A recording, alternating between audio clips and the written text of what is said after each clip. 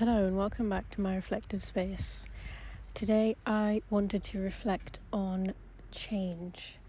Maybe you can already tell, but I'm in a different place and I've come back to London for university for my final year. Despite it being my final year and it being like the third or fourth time I'm coming back, it's still a big change.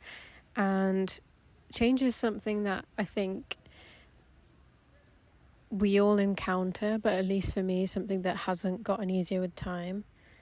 And I'm somebody that has dealt with a lot of change in my life. Like, I've grown up moving around and being in different countries when I was growing up. So I had a lot of change already. And I guess part of the expectation that comes with that is that it would then become a bit easier the more that I've done it, but I don't think that it has, to be honest. I still think that change is something that I find really uncomfortable, and oftentimes it's really frustrating because it's so uncomfortable, but then it's also just something where like you kind of have to wait it out. You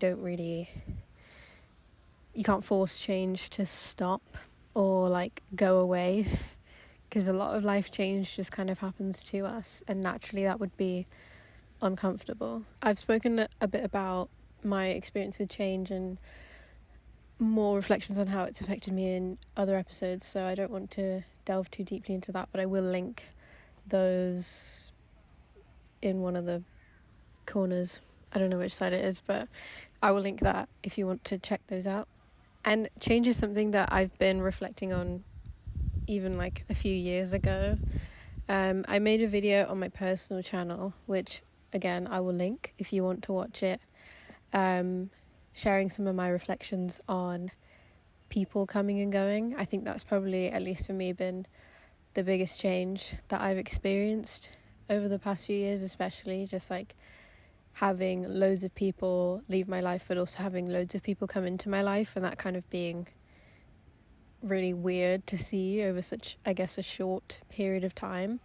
I've spoken a bit about change being a more passive thing, so like change kind of happening upon us, but I do think change can also happen in the sense of it is an active thing, like something that we choose to do, whether that be like a behavior change, a lifestyle change, even just like something as small as changing our diet or our exercise, that sort of stuff. Like, change can be both passive and active, and it doesn't have to feel like something that's out of our control.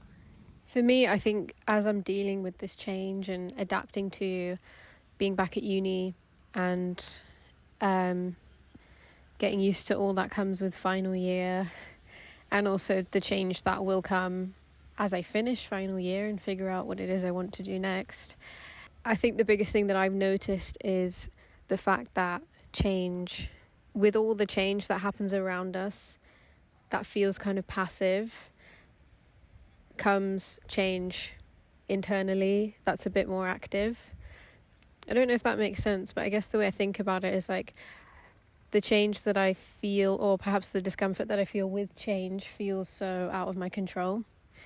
So with that requires a change in my perspective and my view of things that's a bit more active, because that's within my control. Like, the way that I view the change, I can view it as something that's negative, or I can view it as something that is positive and something that will benefit me and is benefiting me, and reflect on all of the change that I have experienced and think about how that's benefited me as well. You know, like, that's at least my personal view, just that with external change and lifestyle change, whether that be starting school again or starting a new job, anything like that where you're experiencing some sort of external change, it asks of you that you change the way you view it as well. Change is our only constant, and the external change that happens around us will happen constantly in many different ways, but the bit that we get to control is the active change. What are we going to do when we approach that change? How are we going to respond differently? How are we going to learn from the change that we're experiencing? whether we like it or not, change is inevitable and will happen to us.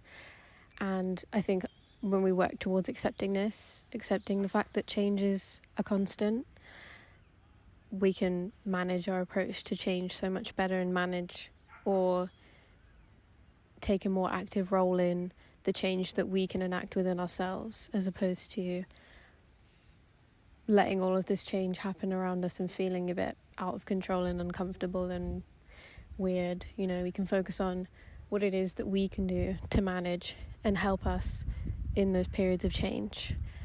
The one model that I did find on change that I thought was really interesting is viewing change as not an outcome of something, but a process. And there were kind of 5 different stages to this process. It's called the trans-theoretical model, or like the states of change model. It outlines 5 different steps or stages that we go through when we're experiencing change. This is specifically related to behaviour change, but I do think we can still take things from this model and apply it to active change in general, and like change in perspective and that sort of stuff, or just like the way that we conceptualize change. In terms of the 5 stages, the first stage is pre-contemplation. So basically the stage where we're not aware of any change that we need to make, and we're not ready or committed to making that change. So it might be like you're experiencing, say, a new job, and you're finding it really hard to adapt to the working lifestyle, but you're not in a position where you're confronting why it is that you might be struggling or what it is that you're finding difficult.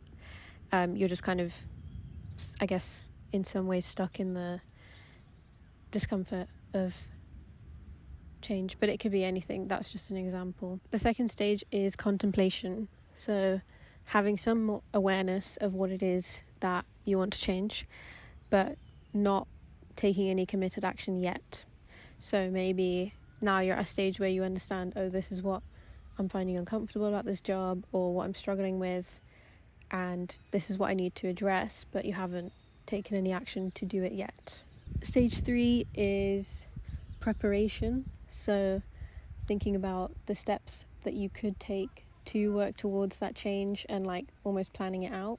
Again, not necessarily taking significant action, but maybe a little bit of action. The 4th stage is action. So taking action towards the things that you want to change. So if you're finding it hard to adapt to your job, maybe speaking to somebody about that, talking about what it is that you're struggling with and thinking of solutions together. I don't know, I'm talking a lot about a job, but like this could even be applied to, I guess if I'm applying it to my own situation, university, and feeling overwhelmed by the workload.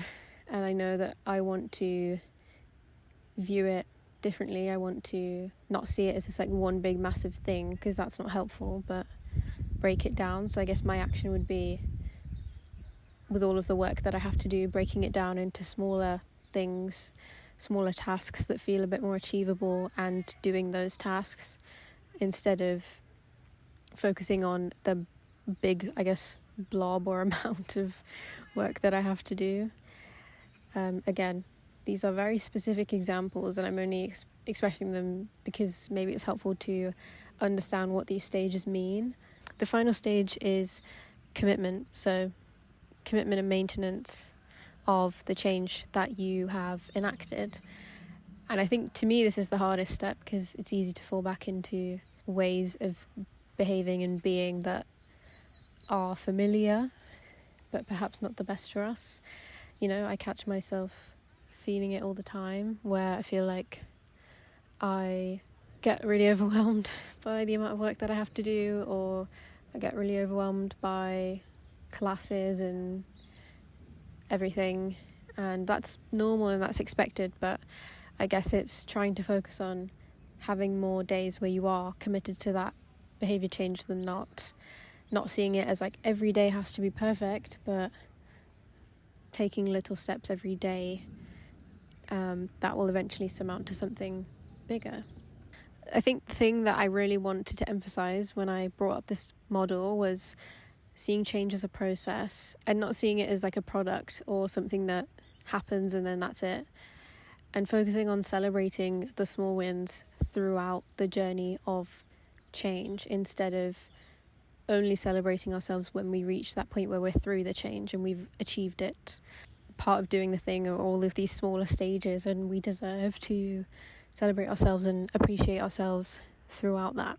Something as seemingly small as like going from not being aware that there's a problem that you want to change, perhaps in your behaviour or your lifestyle, to acknowledging that problem, even if you haven't taken any action on it. Like just the simple act of noticing and being aware is so important, and like that's part of what I want to do with this, is to help people to reflect and encourage you to reflect and just be aware, even if it's not taking the action to make the change. Noticing what it is that you want to change in the first place is the like half the puzzle, you know. Like part of the change process is noticing and being aware of the thing that you want to change and the behaviour that you want to change and the perspective you want to change. In terms of tips for dealing with change, I think the biggest thing is to take it slow. And I know that kind of seems a bit obvious, but not forcing yourself to reach a certain point by a certain point. You know, there really is no timeline, and just taking it day by day. And sometimes it might be that you feel like you're going backwards, but overall the journey is forwards, even if sometimes it doesn't feel like that. Especially when we're thinking about lifestyle change that feels a bit more out of our control, like change that isn't really intentional. Taking that day by day as well, that's something that I'm trying to do, and just acknowledging the discomfort and not feeling like everything needs to feel okay immediately, because it doesn't have to.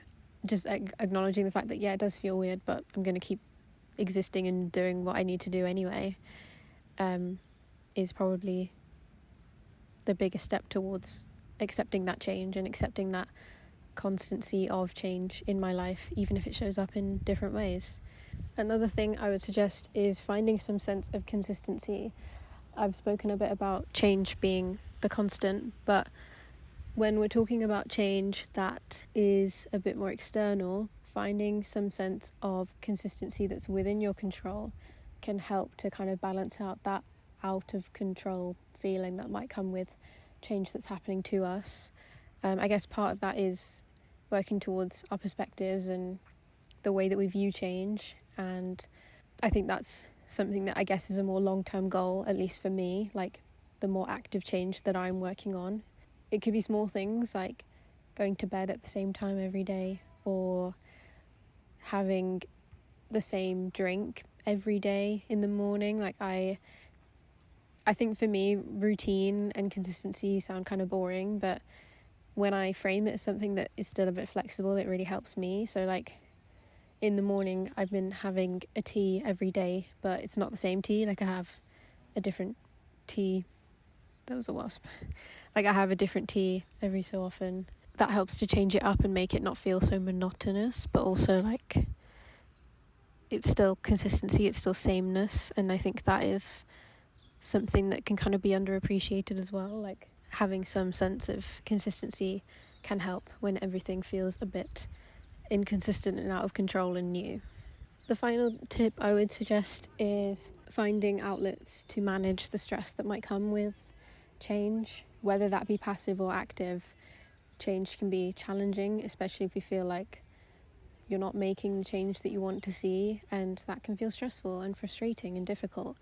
So finding ways to do the things that you know make you feel good, even if it's just a small thing, can help to balance that out. And it might be, if you don't know what that is, maybe it's experimenting. Maybe it's also that the things that you try help and maybe they don't. And I think sometimes like we feel that we have to find things that make us feel good all of the time. And I know for me, like there's plenty of things that make me feel good, like hobbies that I have, but they're not always fun to do. Like sometimes I'm not in the mood and sometimes they're too challenging. So finding a variety of things that work, things that are a bit more high effort, high energy. Maybe that's like crafty things. I know that's what I really enjoy, like crochet and making art and that sort of stuff, but that's a bit more active. And then things like watching TV or a movie, and that being a bit more passive for some people, or a bit less effortful. The kind of barrier to starting doing that isn't as high, you just have to put it on. So maybe that's a bit easier to access when you're feeling stressed. But yeah, just experimenting and seeing what works for you and what helps you to manage that stress, and seeing it as an experiment, not as something that if it doesn't work out, you have to stop. You can just try something else, try it in a different way. Moving on then to the final section, I wanted to share, as always, some reflective questions to ask yourself if you're in a position where you're dealing with change or you perhaps want to make change, whether that be passive or active. The first question I think is important to ask is just acknowledging the change. So what change am I currently facing? What things, whether that be change that I'm engaging with, so behaviour change or things that I'm actively working on, or change that's happening around me, what are the things that I feel are changing or have changed, and just acknowledging them and noting them and being aware of them. That's always I think the first step, is just acknowledging it. The next question is, how does this make me feel? What do you notice yourself feeling when it comes to thinking about those aspects of change? Is it that you feel stressed by them? Is it that you feel excited by them? Name whatever emotion that it is and give that your attention. I think sometimes, at least for me, I notice like I am feeling these feelings, but I'm not really acknowledging them or sitting with it and just being like, okay, this is what I'm feeling. And sometimes that act in itself is really helpful, just acknowledging what it is that you're feeling. I guess this question applies more so if you're working on active change, but I do think it applies if you're experiencing more passive change, and it's what change would I like to face. So if you're experiencing more passive change, maybe it's what change do you want to engage with that will help you to face whatever external circumstances that you're experiencing. So for me, I know that I want to change my perspective towards the change that I feel when it comes to final year. So thinking about it more as an opportunity to experience the newness and learn and do things differently than I have in the past few years, and not see it as something to be afraid of, but something to be curious about. And I know that's kind of abstract and not something that's going to happen overnight, but that's the change that I want to make, and that's the change I want to face, and that's the change that I want to experience and feel in control of while all of this external uncontrolled change is happening around me. But if you're experiencing active change, perhaps, thinking about what it is that you want from the change that you're experiencing, with the change that you're working on, perhaps behaviourally, what is the outcome that you would like? The final question is, how can I approach this change? So kind of similar to the last question, but I think it's really important to acknowledge your perspective on the change and how you want to view it. Do you want to view it as something to be afraid of or something to be intimidated by? Or do you want to view it as something to work towards and to face? And taking time to acknowledge what it is that you want is really important too. I think hand in hand with that, like acknowledging how you want to approach the change can also help to acknowledge and understand and decide what things you can do to make that change easier for yourself. Like if it's that I want to change my perspective towards something, how can I make that easier for myself?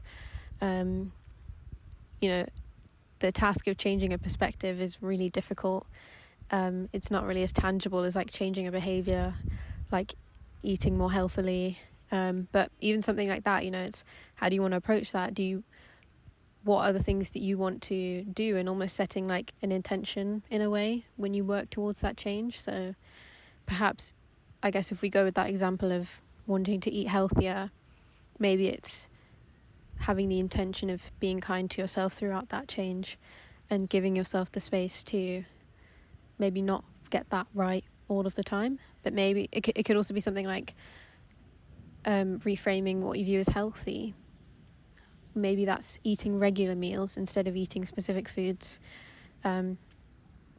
all of these examples are quite like all over the place, but I guess in summary what I'm trying to say is acknowledging how it is that you want to approach the change that you're experiencing and doing the things that you can do to make it easier.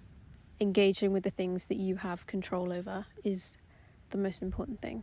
Change can be challenging, but I think accepting the constancy of change is the way in which we learn to manage the things that come with change so much better and give ourselves the space to appreciate the change and sit with the change and all the discomfort or whatever feelings that come with that.